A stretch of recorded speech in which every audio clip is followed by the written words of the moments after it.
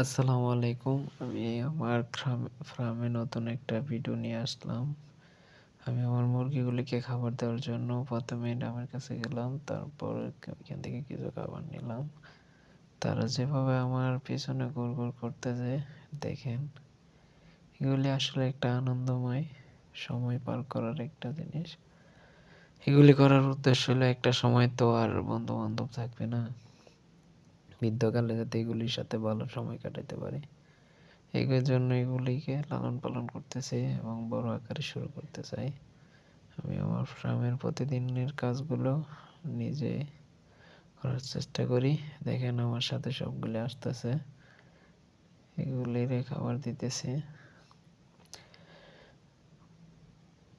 এই যে আমার ভাগ্নি আসলো, ও দেখতেছে আমি কি করতেছি, ওর কাছে আনন্দ লাগে।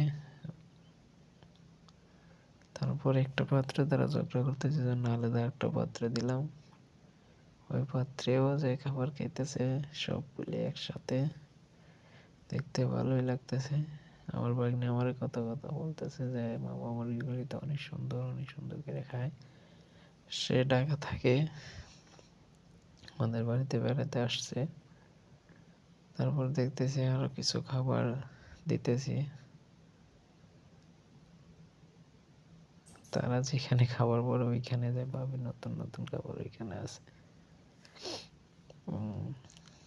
আপনারা যারা আমার ইউটিউব চ্যানেলটা ফলো করেন সবাই সাবস্ক্রাইব করে দেবেন এবং সুন্দর সুন্দর ভিডিও নিয়ে আসতে পারি যেন, এবং আমি আমার ফার্মের আপডেটগুলি দিতে পারি। আমাকে সাপোর্ট করবেন। আমার ভিডিওগুলি আপনারা শেয়ার করে দেবেন এবং সাবস্ক্রাইব করে দেবেন।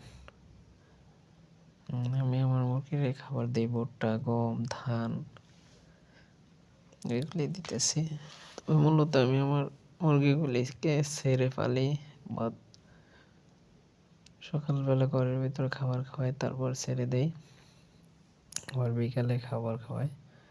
দেখেন তারা কত মজা করে খাইতেছে। এখানে আমার ৩০-৪০টা দেশি মুরগি আছে। তবে দেশি মুরগি পালন করায় একটা লাভবান হয়েছে পরিবারের। এই যে আমার হাঁসের গুলিকে আমি খাবার দিতেছি, তারা খাওয়ার জন্য দিতেছে, কিন্তু হাঁসের খাবার দেওয়ার পরে মুরগিগুলি আমার ভাগ্নি রেগে বলছিলাম পানি নিতে, সে তার খেলনা দিয়ে পানি নিয়ে আসছে। এবারে পানি দিয়ে হইবে না, আমি আলাদাভাবে আবার পানি নিয়ে আসলাম। পানি নেওয়ার পরে